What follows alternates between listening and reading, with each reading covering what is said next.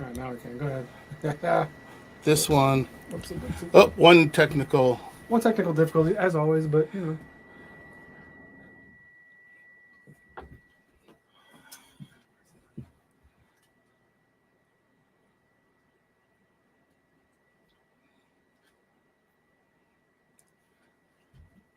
You guys keep talking just so people watching.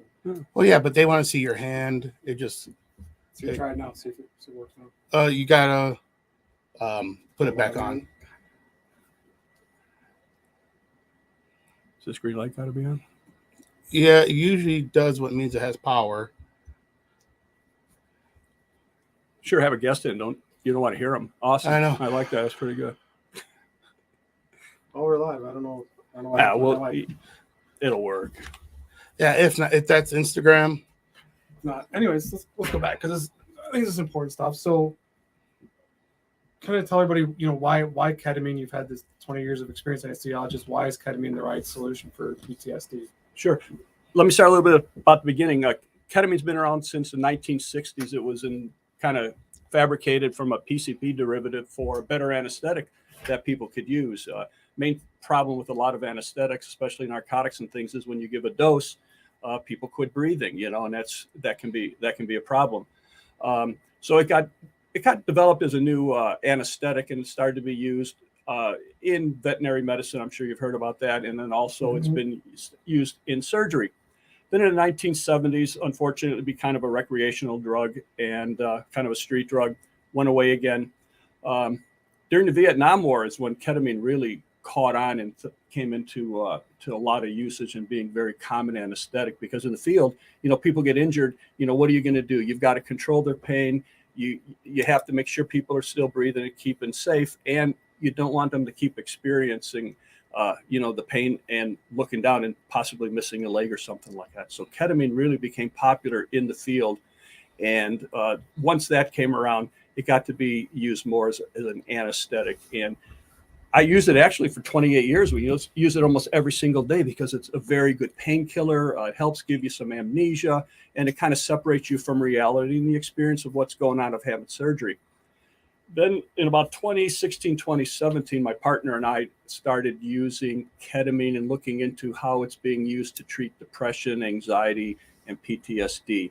And that's when it started, come around. So in 2018, we opened probably one of the first ketamine clinics in the Chicago suburbs and started treating patients. And we were treating more routine, I would say everyday public patients with depression and anxiety. And then we started to get a couple of veterans from Hines VA who were coming in for migraines, depression, PTSD, and we started to treat many of those veterans. And then a doctor that I work with, Dr. Eugene Lipoff, he's a anesthesiologist who specializes in pain management and treating PTSD. He saw what we were doing, and he does what's called a stellate ganglion block, which is a block to help calm down your sympathetic system. So we started combining our services with the ketamine therapy and with the blocks, and we kind of developed this protocol. And primarily, we're treating veterans right now. Ketamine, what it does, it's a very interesting drug.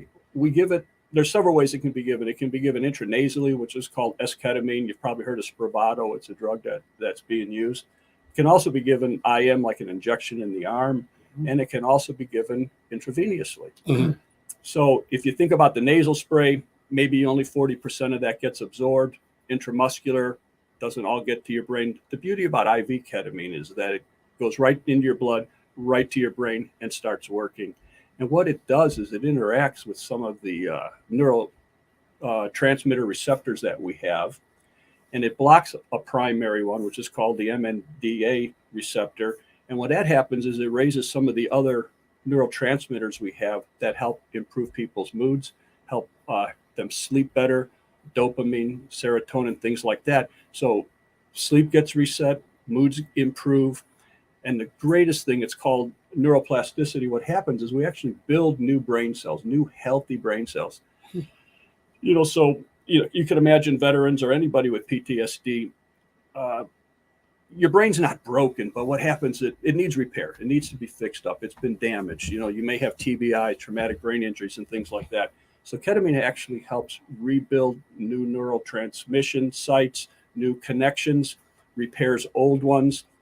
And what's really important, it's really a cool area. It's a part of our brain called the default mode network. It's kind of a diffuse area. So if I'm sitting around doing nothing, I'm thinking about fishing, playing my guitar, having a cup of coffee, enjoying myself. A lot of veterans or people with PTSD, your head gets filled with negative thoughts and you ruminate on those and you just can't get rid of them. Your past traumas, your experiences, and you can't control those. Ketamine allows you to relearn the ability, it gives your brain the ability to relearn how to control itself. So, under a ketamine infusion, people say, hey, there's a psychedelic. It's not in the true class of psychedelics with, LSD, but you may get a psychedelic experience. You may see some colors, you may feel floating, you may feel like you're in outer space. We've heard every story in the world and they're actually pretty cool to hear about, Off the tangent, one of the coolest ones is that this guy was literally walking around in his own brain, looking at all of his sections, like they're opening doors and seeing this trauma, seeing this event, seeing this person. And then he went into this one room and he actually flipped a light switch. And from that moment on, it was like, I think I'm well. And they're very dramatic things like that happen quite often. Yeah. They're kind of metaphors. Everybody says kind of the same thing. Sure. But when you're under the ketamine, that default mode network gives you the ability to say it's like you're going down a tunnel and you see all your experiences going by negative and positive. So if you get a bad one you don't like, you can sit there and possibly deal with it and say, hey, I have to forgive somebody, or I have to, get over this event that I saw, or you just kind of push it away, throw it in the trash can, stick it in the hard drive, and it gives you the ability to control your brain again. And that's like the number one thing that ketamine does. It's really interesting. So is it a long, drawn out therapy of ketamine? Is it? So I hear all about like microdosing now. So what's the right course of action with this? There's a couple. Microdosing, you've probably heard there's a lot of big tech people in California that microdose ketamine all the time and microdose psilocybin. What we do is more of an intense therapy. Most of the early literature that was done in the research, they did 2 infusions, say like a Monday and Wednesday, every week for 3 weeks. So 6 infusions over 3 weeks. And that's a great protocol. That's what was developed and it works really well. But, to enhance that even better, and what's very important, even though you get a ketamine infusion, is to have some sort of therapy in between. So say, you have a ketamine infusion Monday and Wednesday, and you're going through some trauma and you're trying to work out the relationship with your wife and kids and all of that. To have a therapist that goes along with that is very important because you can kind of process that. So, it's kind of like the icing on the cake thing that makes it better. There's a more intense protocol for ketamine, which we've been doing since 2018, 2019, where we do 4 infusions, like say a Monday, Tuesday, Wednesday, Friday, or a Monday, Tuesday, Wednesday, Monday. So we do 4 in a much more condensed period of time. And we're seeing that that's much more effective. And we think it's because it's more like a building block, event. You get a ketamine infusion on Monday, portion of it's still left on Tuesday. So you get that infusion and so on down the line. So you get a cumulative effect. And that's what we're doing right now. And we think that's the most effective one. So when you get a ketamine infusion, do you need somebody to be with you? Can you drive afterwards? Great. Yeah. Unlike, like if you're the derivative of, smoking a bowl or doing shrooms or something like that. Yeah. We tell everybody when you have a ketamine infusion, we don't want you driving home, and we ask you not to make any financial decisions or life-changing things for the first 24 hours, because even though it's really kind of leaving your mind, it's still just like if you had surgery and narcotics, you can be affected for a day after. What I think the beauty about how we do it, there's a lot of people doing ketamine infusions. Everybody's opening up a ketamine clinic. You open up the book, they're everywhere. And it's arranged from, board certified anesthesiologist to a therapist, to an ER doc. Everybody's doing it. What we think is really great about the way we do it is that we do it really in a very clinical setting. We have only, board certified, docs providing it. We have trained nurses. We have some EMTs actually work with us. So when you come in, it's like you were having a minor surgery. We monitor your heart, your blood pressure, pulse oximeter, your EKG. And, we're taking those vitals every 15 minutes to make sure you're okay. Ketamine can have some negative effects. It can increase your blood pressure. Somebody that's, borderline has heart issues, we worry about hypertension. If you get a big bolus dose too quickly, people can have a low blood pressure, can have a low heart rate. In a rare occasion, there could be a problem with, respiratory drive and things like that. So we have all the safety protocols that you would expect to have in any, operating room, any operating procedure, just in case. Yeah. How long does the treatment take? Treatment takes about 45 minutes. You come in, fill out the paperwork, but before anybody comes in, we do a complete history and medical workup, make sure everybody's, able to undergo the treatment. So you come in, you start an IV, we get you nice and comfortable. Another important thing about getting the ketamine infusion is just, sure, I can give you ketamine infusion sitting right here. How effective it's going to be. Mm-hmm. You want to be what we call inside the mind's eye. So we encourage you to put on, blinders, noise canceling headphones, get you in a nice, comfortable recliner, warm blanket, tuck you in, turn out the lights. We have some aromatherapy going on. We have some, lights that, set kind of a spa-like mood. And the reason we do all that is we want you to be just kind of in this really like Zen type feel of calmness. And only thing you're thinking about is your thoughts inside your mind. And that's what we kind of call the mind's eye. So when you have these blinders on and that noise canceling, you're not distracted by anything around you. You can just deal with your thoughts. Right. It's almost like a sensory deprivation tank, right? Yes, and it gives you the ability then to just kind of experience and process what goes on in your mind. A lot of times when you have ketamine infusion, people talk about, you talked about different kinds of ketamine therapy. There's two kinds. One where it's called ketamine assisted therapy, where I would give you a lower dose, but I would sit here and as you had a thought come into your mind, we would discuss and try and work it out and process it. That's called ketamine assisted therapy. We don't do that. We do plain ketamine infusion therapy where we give you this dose. You're in your own mind. Ketamine is called a dissociative anesthetic, where you're there, but you're separated from your reality. And the only thing that matters then really is your thoughts. And talking about thoughts, people talk about intentions. Well, I want to work on this under therapy.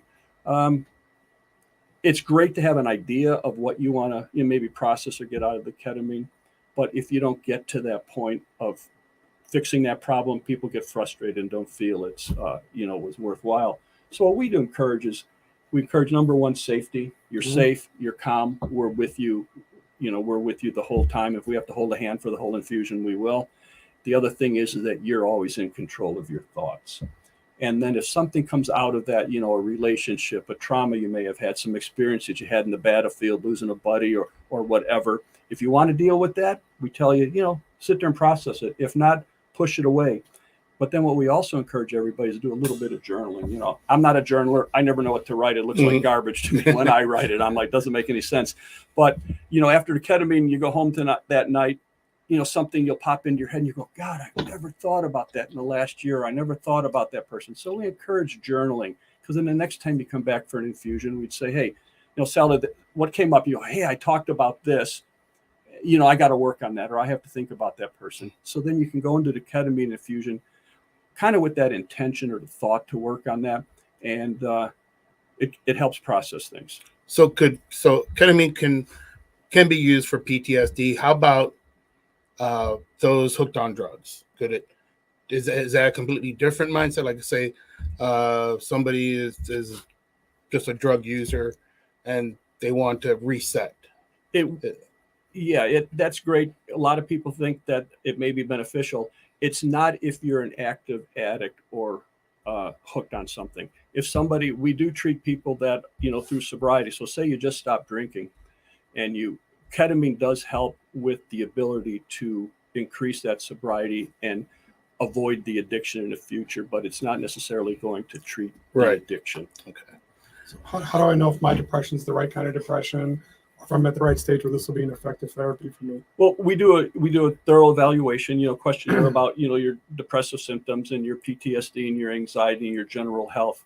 And from that, we get an idea of a score of how bad your depression is or your trauma is. But, I can't say I fell off my bike and I said I have trauma, and you lost 20 guys, or you were over there fighting and, you know, and you in this horrible battle, I can't say that I can't say my trauma is less than yours. We like to view trauma as trauma. So what I mean is the level of trauma on the brain still affects us in the same way. So although some people may experience a more severe trauma, according to my view, it can affect somebody with less trauma. So when we determine that you are how you are on this PTSD scale or depression scale, that's when we decide that ketamine may be a choice. And a lot of times ketamine is like the last ditch effort. You know, people are on antidepressants, and, you know, especially for men, they have some negative side effects. They make you feel like you're a bit of a zombie.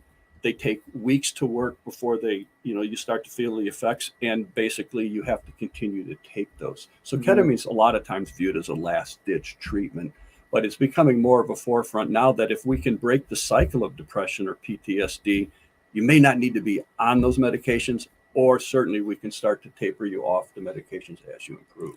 Now, is this something approved by the VA? They pay for it, or insurances will pay for it? Unfortunately, commercial insurance providers do not pay for it. Ketamine's off-label. There's no money to be made on the sale of ketamine. And, you know, without getting into the big pharma thing like that, you know, there's no incentive to pay for something where there's not a lot of money to be made off of it. VA, as far as VA payments, is very individual. Where I currently work at a company called Stella in Westmont, Illinois, we do have a contract with Hines VA where they are paying for ketamine treatment for veterans. And this is very individualized across the country. All right. But where you guys open up is in Geneva? Or our nonprofit is in Geneva, and I should talk about that too, since we talked about all the ketamine. But that's a good background for everybody. What we found is that we have all these veterans coming in who are coming to us for treatment. They say, "Hey, I want this ketamine treatment. I can't afford it. You know, it's, you know, somewhere around close to $4,000 for a series of infusions, and not everybody has $4,000 laying around. So they're not getting therapy they need because they don't have money. You know, is that fair? No, hell no, I don't think so. And then periodically people will come in and say, I can't finish my treatment, and, you know, insurance won't pay for it. So we thought, well, why can't we do something about that? So a co-founder, I work with a wonderful nurse called Liz Frege. I've worked with her about 14 or 15 years. She's a talented surgical assistant nurse and an orthopedic nurse, and been doing ketamine infusion with her for years.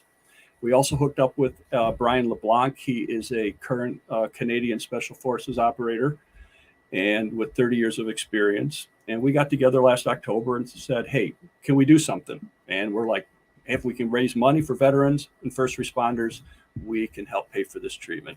So we filled out all the paperwork. We got approved in about a month because we had some great help from some other nonprofit experts, and we got going pretty quick. We went live 2 weeks ago on a Monday, and we have the ability to accept donations, and we've got our first 3 donations. So we raised a little bit of money, so we're happy, but it's going to be all about spreading the word right now and getting the funds so we can treat our first patient, and that would just make us feel fantastic that we accomplished something. So if I wanted to come to the clinic to try to get treatment, what's the first step? First step is to get an evaluation. The clinic I work at, they have their own process of admitting patients and treating patients, but our nonprofit is not associated with my employer.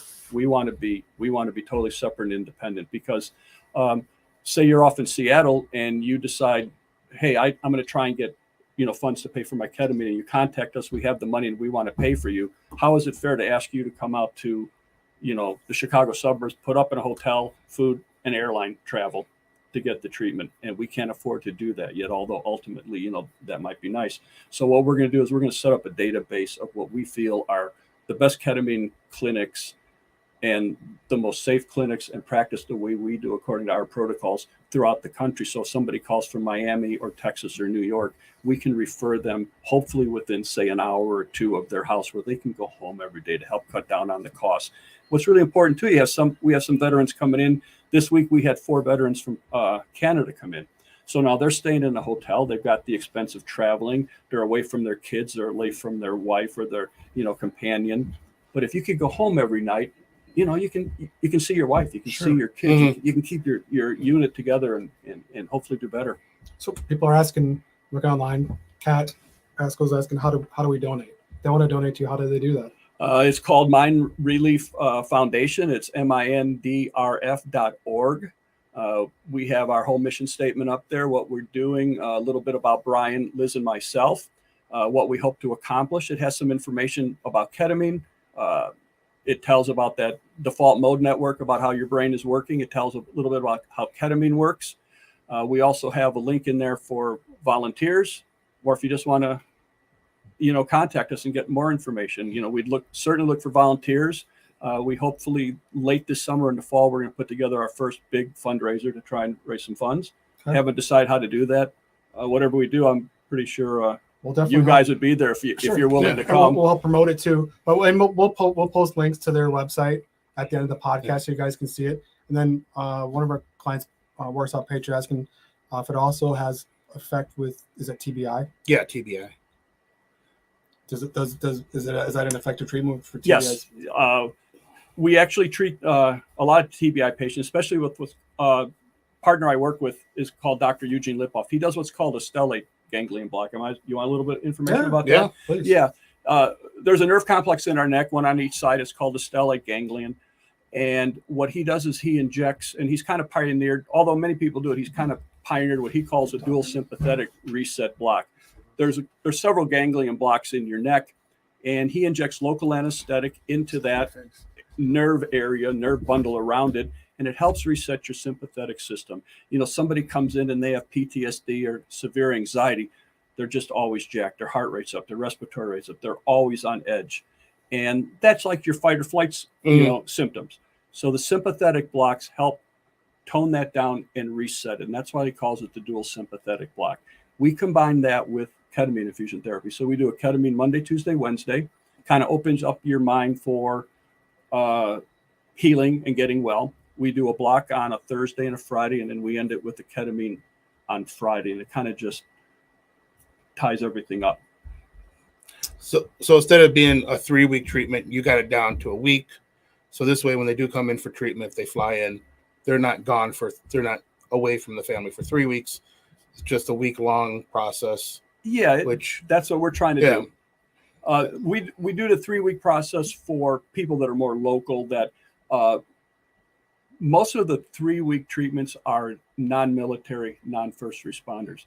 And we have an interesting thought about that, although, there's no real data.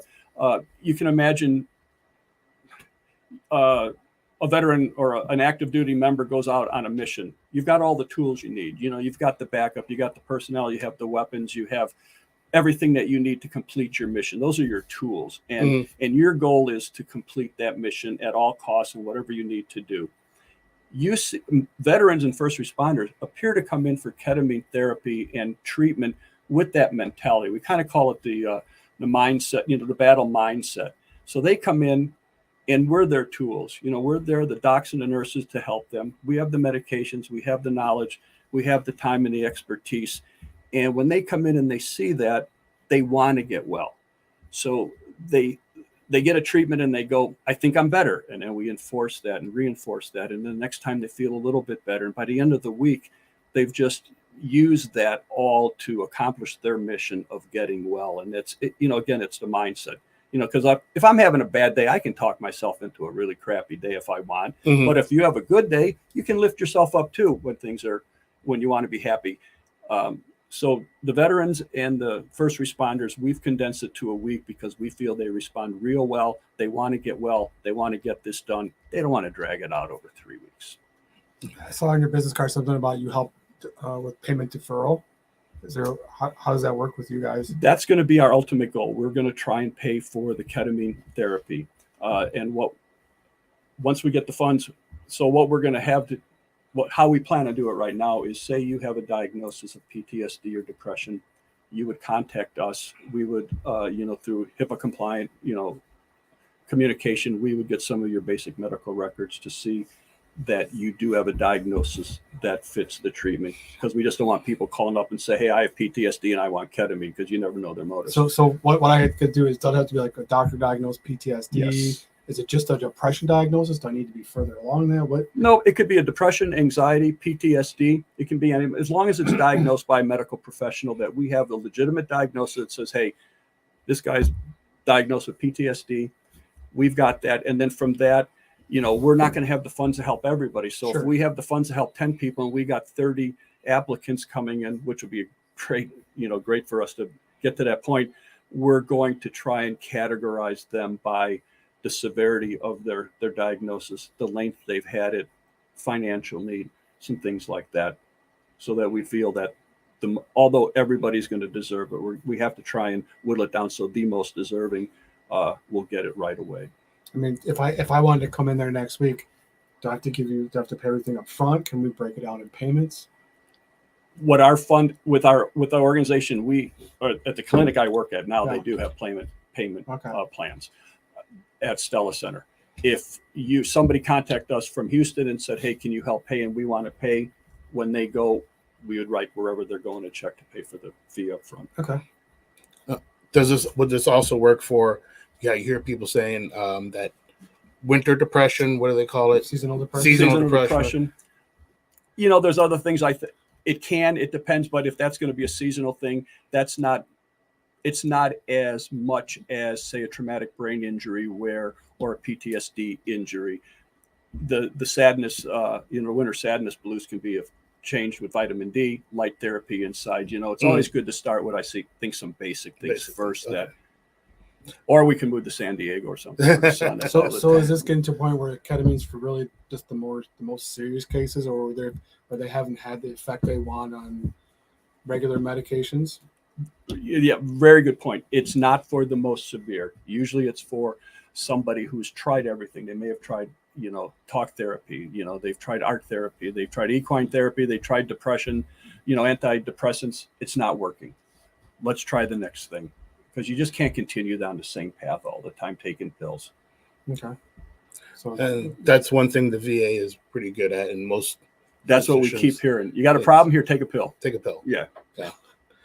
That's pretty much what it is. And then you say, hey, I've got some problems here because of these pills. Well, why don't you try this pill, and that'll fix that. They'll give you another pill for another pill.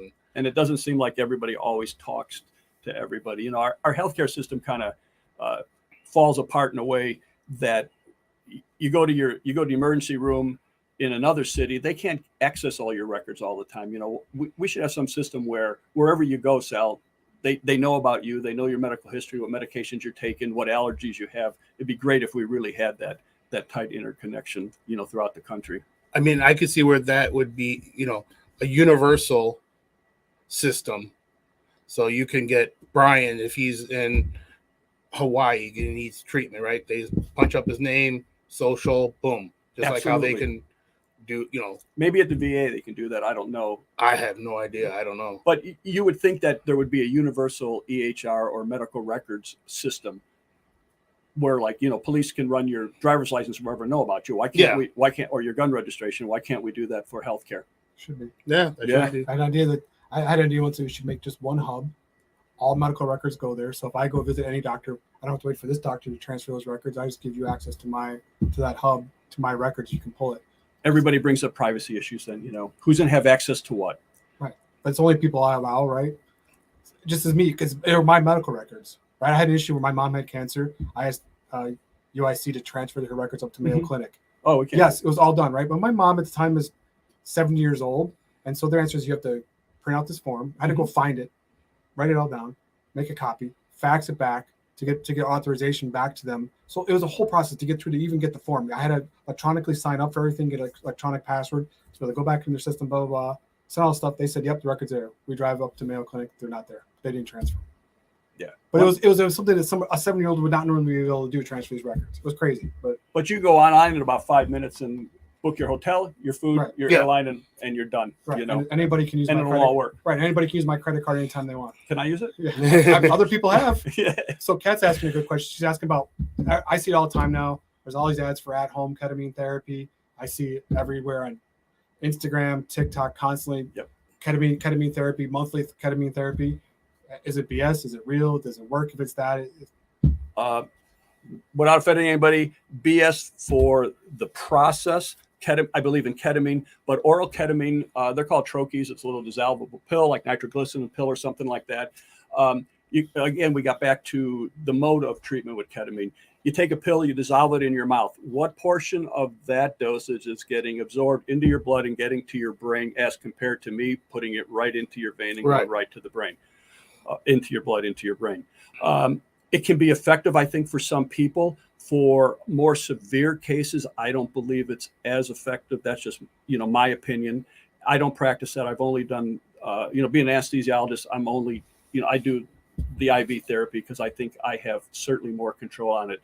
The trouble with that is I certainly know the diagnosis of depression. I could go literally online, not saying I'm going to do this, but it's possible. Somebody could go online, fill out the depression form, say, I'm depressed, do a quick Zoom call. And yes, they're going to send you, say, several weeks or months worth of oral ketamine. A lot of the ketamine companies just give it to you and say, here, you use it according to these instructions. Others will send you a blood pressure monitor, a pulse oximeter, monitor your oxygen. They may have a Zoom call with you before you take the oral ketamine, and you go through the session. Problem is, there is potential for abuse. Nobody knows on the other end of the line what pill you're taking, and you're saving them all up, and you could potentially use the ketamine recreational down the line. The other thing is, what if you have a bad reaction? Is your spouse who's sitting with you going to do anything for you except call 911 if anything, God forbid, happens? Sure. It's not going to. The chances of something happening are very, very slim. But the way I look at it, the old Boy Scout in me, got to be prepared. If 1 in 10,000 things happen bad, I want to be prepared for that 1 in 10,000. I'm not saying that ketamine therapy through the mail like that is a bad thing. I just think it's safer, more effective for the IV. I think I have more medical control, and it's safer and better for the patient in the long run. So, and then we talked a little bit earlier, but okay, so I come and do this intense week. Then what's next? How do I get the long-term benefit from it? Do I keep doing psychotherapy? What's next? There's a combination. Like we talked about, psychotherapy along with ketamine is very, very important. A lot of the people that we treat right now come through just for the ketamine because they have their own therapist. So, when they're in the hotel for a week, at night or the next morning, they may call their therapist, see what's going on, stay in touch, or they just go back to therapy when they go home. Ideally, if you could incorporate or integrate therapy into that week session, it's great. We try to make some arrangements where you can get 2 sessions. So you have a ketamine on a Monday, Tuesday morning, you'll have a integration therapy, and then you would have your ketamine, and then you do again one on Thursday on the day that you're not getting ketamine. Not everybody does it. Not everybody's for therapy. Not everybody thinks it's a great thing, but we think it's very, very important. So with the foundation, we're not going to be able to provide that. But when we are going to pay for somebody in ketamine in another city, we're hopefully going to send them to a clinic that is going to offer that and make it available. Okay. So that therapist I follow up with after, do I need a special kind of therapist? Is someone who understands what the impact of the ketamine is? Understands how to help me get the value out of that, or just go back to regular psychotherapy? Most of the time, people just stick with their regular psychotherapist or whoever they've been working with. I don't think you have to be particularly versed in ketamine. I think most therapists know what ketamine is. When we first started back in the day, psychiatrists and therapists were not sending us patients because they figured we're going to cure them and they're never going to see them again. It's turned around much more. They're like, yeah, you know what? Go get that therapy and open up your mind, work on some of your problems, identify, come back, and the ability to benefit from therapy increases because of the effects that the ketamine has given you. Okay.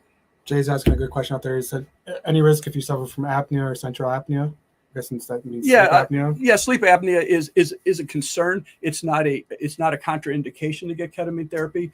Like I said, ketamine is a wonderful, I shouldn't say this, but it's a wonderful street drug, and everybody, it's abused. And because you can get a nice high out of it, but you don't quit breathing. You take too much fentanyl, you quit breathing, you die. Usually not going to happen from ketamine unless you are an abuser and get into a very high dose. So sleep apnea itself is not a contraindication, but we would evaluate just general, like we would in any medical condition, blood pressure, high blood pressure, how much do you weigh? What's your neck circumference? How often do you use your sleep, BiPAP or CPAP device? Most of the time, I'm going to say greater than 90% sleep apnea is not going to prevent you from getting ketamine. Yeah, 'cause I mean, I use one every night, and it's probably some of the best sleep, but worst sleep. Yeah, because you got to wear this thing. You gotta. But you wake up rested, You do, but there's so many times where you do wake up, and that hose is like twisting. You can feel it, and you have to kind of get your mind and like untwist the hose from your pillow or something, or somebody comes in and kinks it on you, to mess with you. That, I've heard stories of really? that. Yeah, speaking about sleep, that's really interesting. Is that a lot of people that suffer from depression, especially PTSD and anxiety, their sleep patterns are crap. Mm-hmm. Everybody thinks when we go to sleep, our brain's kind of resting like we are. It's not. Our brain is doing some of its most important work. It's processing. So when we go home tonight and sleep, we're going to kind of process meeting and what we discussed and Right. Your sales thing, the people you met. And what your brain also is doing, it's building new neural connections. It's building healthier connections. It's constantly rebuilding itself. But it's also getting rid of old proteins and byproducts of damaged nerve cells, the ones we don't use anymore. Without proper sleep, the length of sleep and proper REM sleep, our brain doesn't do that. And without doing that, you're just compounding the effects of any diagnosis that you may have.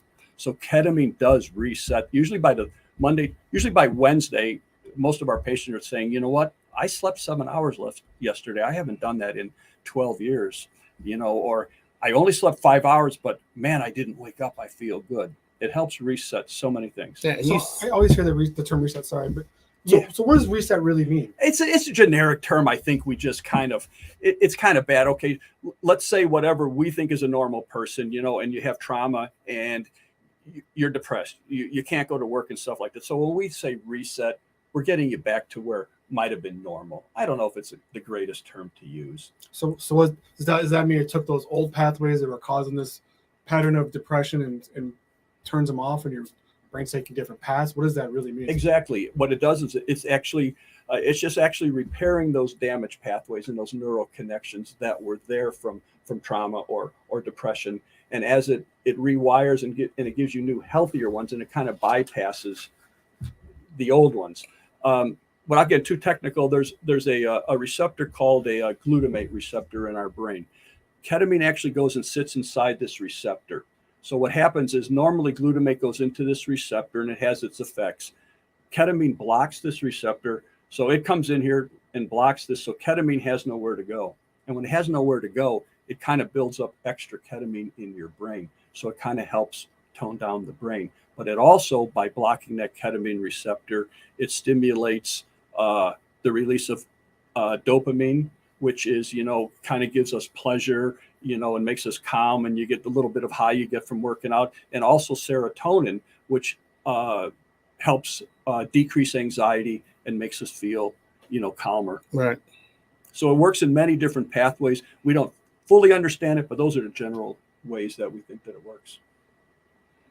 And then long term, we talked about, am I coming back for another treatment 6 months from now, a year from now, 5 years from now? Really independent, according to each patient. I would say it's, the level of your diagnosis that you may have had. If you're currently on medication and psychotherapy and you come in and you get ketamine, you may go a very long time before you need another ketamine.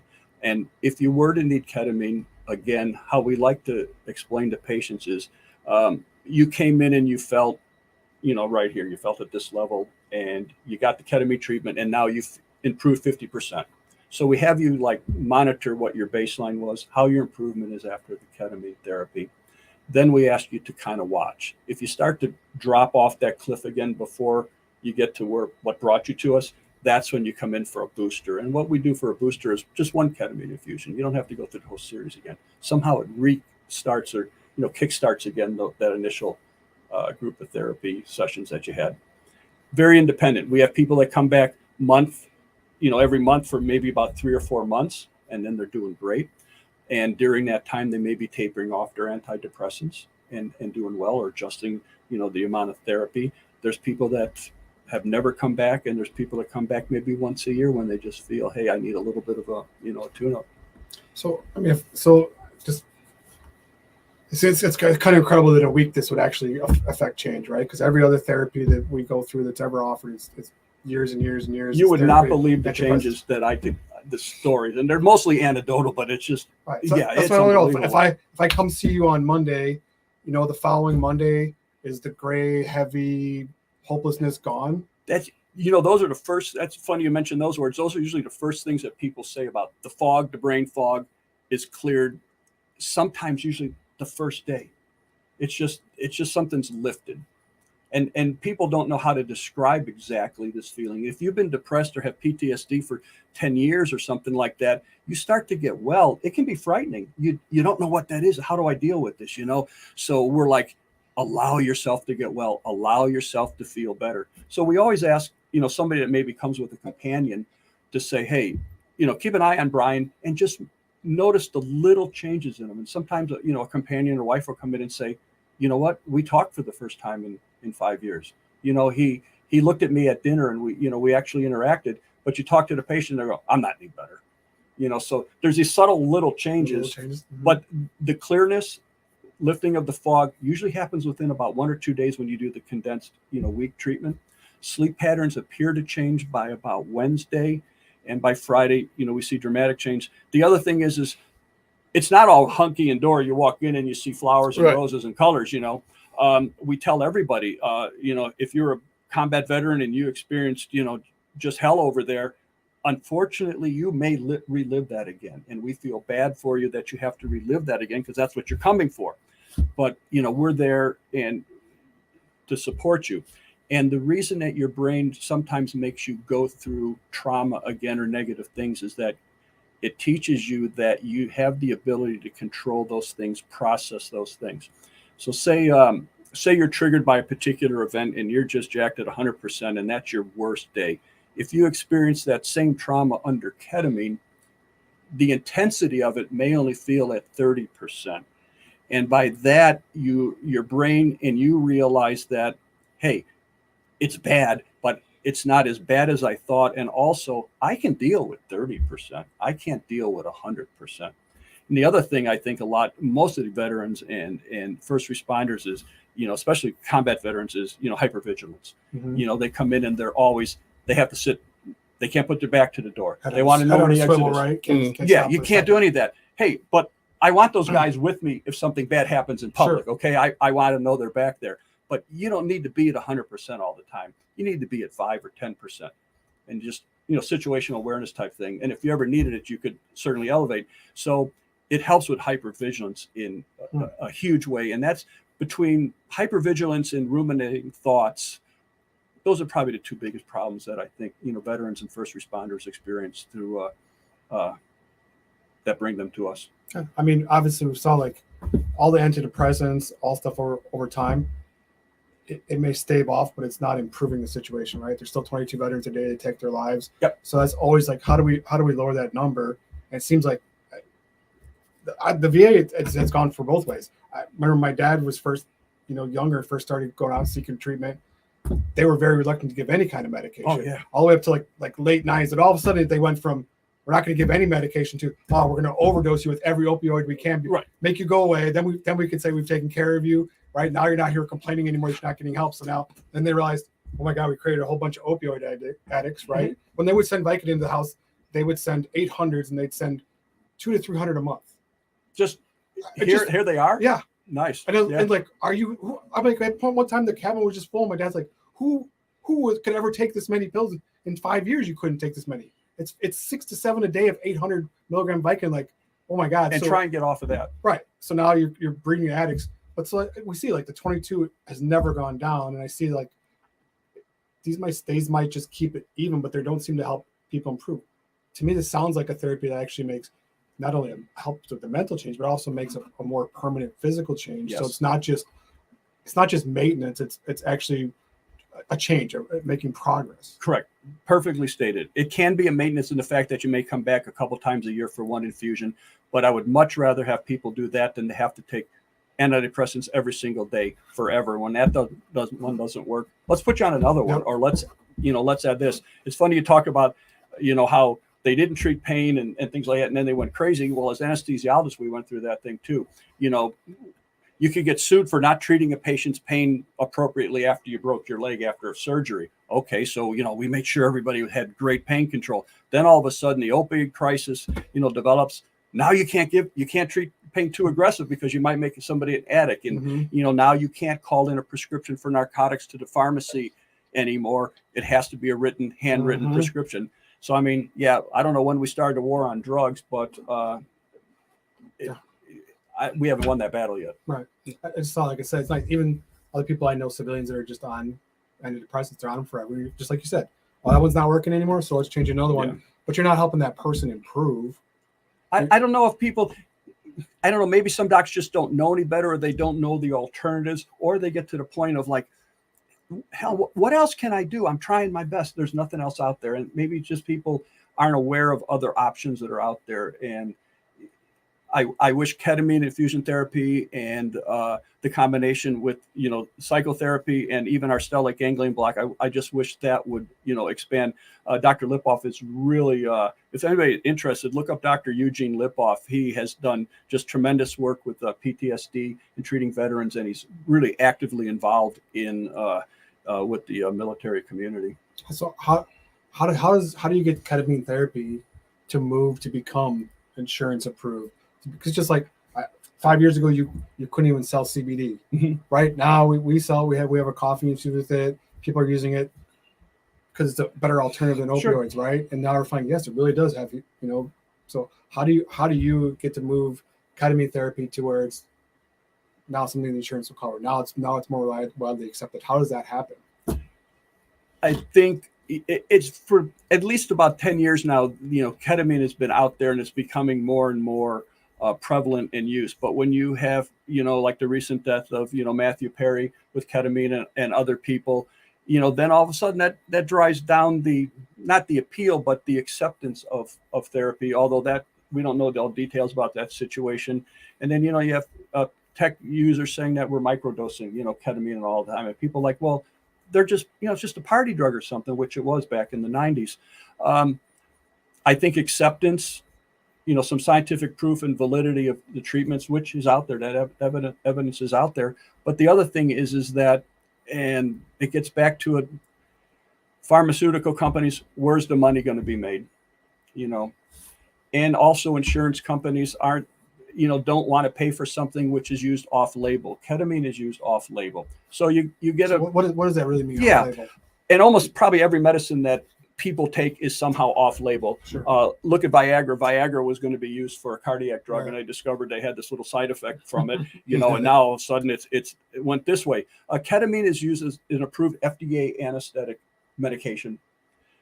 Once you have FDA approval for as an anesthetic, it's approved as a legal, legitimate drug. Any doctor can use any medication for any other reason as long as an FDA approved drug. So you can use ketamine to treat anesthesia. I can use ketamine to treat chronic pain. I can use it to treat migraines. As long as it's FDA approved, you can use it for other things. As soon as you use it for something that it's not FDA approved for, it's called off-label. Okay. It costs millions to get a drug to market. Yeah. And if I wanted to develop a drug to treat coffee addiction, and it cost me $5 million, but then I wanted to make a drug that got you back on coffee, I'd have to go through the whole process again and spend another $1 million. So it's kind of a way of using medication without pharmaceutical companies having to go through the whole process. Once it's considered safe, you can use it. And you only get a short time with the patent anyways when you do spend all. And ketamine, another thing that's perfect point is ketamine's off patent. So, open source now, right? And I think we're down to only 3 companies in the United States that manufacture ketamine right now. Are there, so Mess, from your experience and your research now, are there any other drugs that aren't FDA approved that you think would be more effective along the same path? There certainly is. There's a company called there's an organization called MAPS, which is a multidisciplinary I forget what it all stands for, but basically they've done all the psychedelic research and therapies on psychedelics, LSD, psilocybin, MDMA, and all that stuff. They've just got to the round. They started a company called Lycos. They just applied to the FDA for approval for the first, prescribed pill for MDMA therapy. And the research on that for PTSD, absolutely amazing. It's going to be expensive. It's going to take weeks of therapy, but it's an amazing drug. Microdosing of psilocybin, magic mushrooms, very, very popular.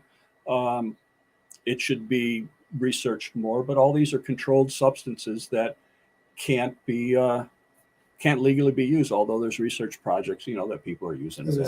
In other countries outside of here? Yeah, ayahuasca, things like that, although I don't know if I'd ever do that trip. That'd be kind of crazy. There's a couple of churches. There's one in Orlando, and I think there's one in Houston where their sacrament is psilocybin. Yeah. So their Eucharist is psilocybin. You go in and you pay your $10 and you get your host for the day, and you get a little dose of magic mushrooms. So yeah, there's psilocybin, MDMA are some great things that are coming down the line. Even LSD at some point. Ultra marathoners will, they run these 200-mile races. They will microdose a little LSD so they can be in a different plane and push through the pain of suffering in 100-degree heat for 200 miles. Yeah, it's crazy. Oh yeah, there's lots of crazy stuff out there. So it's good. So rapid eye movement therapy for I can't read what it all says. How am I better half? Rapid eye movement therapy. Rapid eye movement. I'm not familiar with rapid eye movement therapy, but ketamine does cause rapid eye movement. It's called nystagmus. So if you give somebody ketamine, I'll sit there and I'll look at your eye, and your eye will be twitching back and forth like that. I'm not familiar with rapid eye movement therapy. Or if it was related to ketamine. Yeah, you that is kind of a common side effect of having ketamine. Yeah, I only ever knew ketamine as Special K, the street drug version of it. Yeah, absolutely. Yeah, it's still a very popular street drug, unfortunately. But a lot of these videos you see on YouTube where people are in cities and they're kind of in catatonic states, just sitting there and they're not even moving. They're like statues. A lot of them are what's called a K-hole. They've gotten so much ketamine into their system, they've gone beyond the dissociative effect into like just a whole nother plane where their body almost becomes catatonic or frozen in a state, and that's from just way overdose of ketamine. We try to. I've never had it happen to me. We would never get to that point at the dose that we give, but people do worry about that. So you have to explain things to everybody. Hey, I heard about K-holes. Well, that's not going to happen here because of this, and this. The other thing that we like to do is, so you come in for your ketamine infusion, we hook you up into the monitors and the infusion.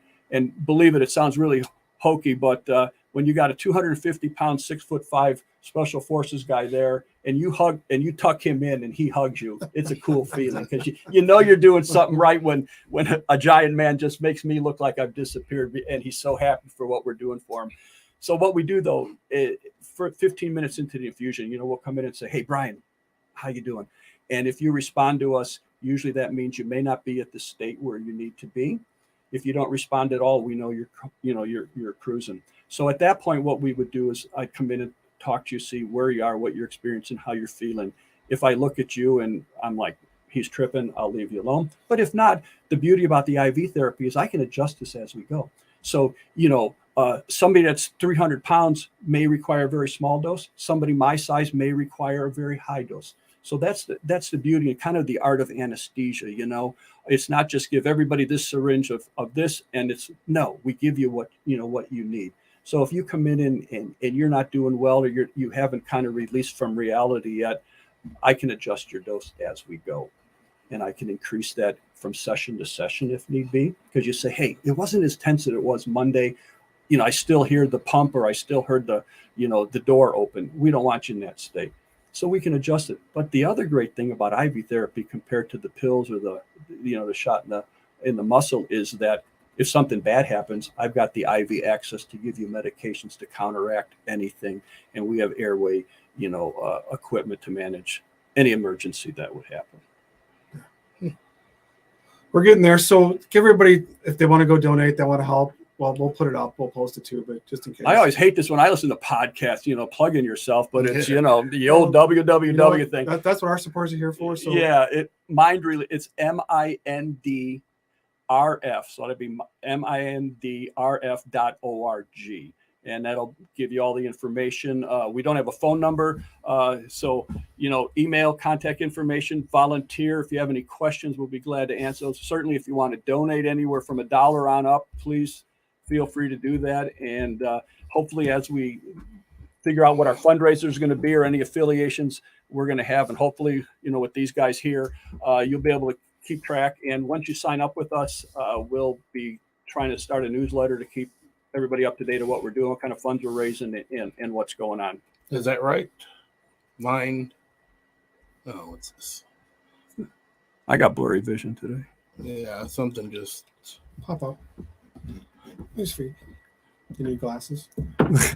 I got them in. Where'd you type it? I'm sorry, I didn't even see it there. oh right down here. Yep, that's it. mindrf.org.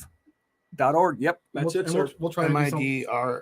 midrf.org. Yep. We'll try to do something. We'll try to do something together across from else the guys watch. Maybe will we do a special coffee, or we take a coffee and do a portion of that. I think that's something super important. Most every veteran I know deals with this, and deals with it on a pretty big scale. So that there's some real effective treatment rather than just medicate them and make them go away. I think that's the policy, is medicate them and make them go away, but never really make an improvement. Just on drugs forever. I think something super important. If this is truly effective, I've looked into it for myself. My wife has looked into it. I think these are major steps forward that I'd rather do than just constant opioids all day long and have no real improvement or step forward. So I'll do everything we can to help. That'd be awesome. That is an awesome thing. If you have any organizations or groups, or you have any meetings with veterans, if they want to know more about it, let me know. I'd be glad to come out and talk. I won't talk as much as I have now. Don't want to listen that long. I appreciate you coming out. Oh no, please, thank you very much. Yes, It's my pleasure. Thank you very much for taking the time and doing This this. is hugely important. I think we have enough of our listeners that are dealing with these same issues, struggling too. I think the hard thing too for a lot of veterans is to reach out. As they got to put on the image of tough, that I'm not depressed and I'm not sad. It's very hard for them to. It's hard to ask for help. Right. But if there's one that short term can actually make an actual progress and change and physical change on top of just getting me hooked on drugs, I think that's a really great solution. And hope more will reach out. Well, hopefully we'll raise some funds and help some people as much as we can. Awesome. Right. Thank you. Thank you guys for Thanks joining a lot. us. See you next Appreciate week. Thank you very much.